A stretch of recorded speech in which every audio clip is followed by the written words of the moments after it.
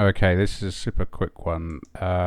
So I've got this sundial here. I've gone into the environment. I've got a 16K HDRI, and it's basically to say that when you're using high dynamic range image, which is what it stands for, it has the sun in it. So I mean, even if it's very weak behind a cloud or something, you can see there's definitely a direction to the sun, right? So if you want to add another sun, that might cause issues, right? So let's just put this down at 0.5 for the sake of argument, right? And if you wanted to, if you actually blurred the HDRI, it would blur the shadow. So that's worth knowing. But I'm just going to add another directional light in, and also the shadow density is consistent, right? There's no like super dark. So that's something else to bear in mind when you're messing around with lights. So let's add another sun, just so that we have two, and let's put it in the opposite direction, just to make sure, just to make the point clear. So let's have it over here. Okay, so we have the HDRI backlighting, and the sun effectively front lighting, although it's not very intense. Let's see if we can increase the intensity of the front light, which is not what you'd want, right? It says intensity sun, so let's go like, I don't know, 110. That's super bright. Let's go. So you need to kind of balance the stuff, right?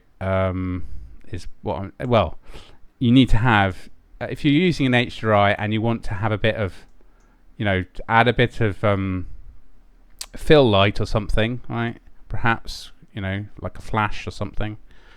Then try and treat it that way, and you can isolate the object and put but it's going to look a bit weird, right? You can see how this looks a bit weird, right? We've got the shadow coming down here, and yet we've got a whopping great shadow here, right?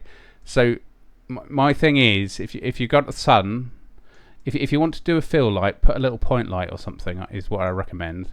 Otherwise, if you want to have a directional light, make sure the directional light shadow matches that of the he says matches that of the HDRI. Otherwise it's just gonna look weird. Spin it around, and you do this also. This is super useful technique for matching lighting from photography as well. You see how much if you don't have if you just want a light, if you've got a photo or something, look at the shadows on the ground and a pole and try and match the shadows. Make a 3D pole, have a shadow catcher, and spin the lights around to match the shadows. So this is just and normally the sun has a 5-degree.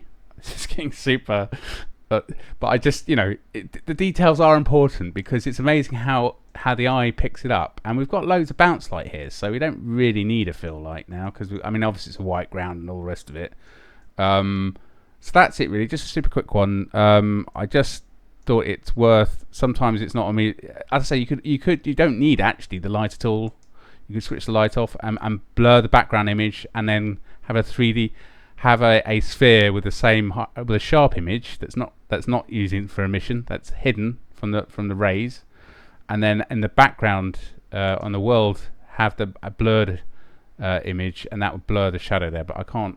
Well, I'm not going to do that. But if you had like a low res, like 4K or 2K or whatever, that would blur the shadow. So that's it. Just a quick how to.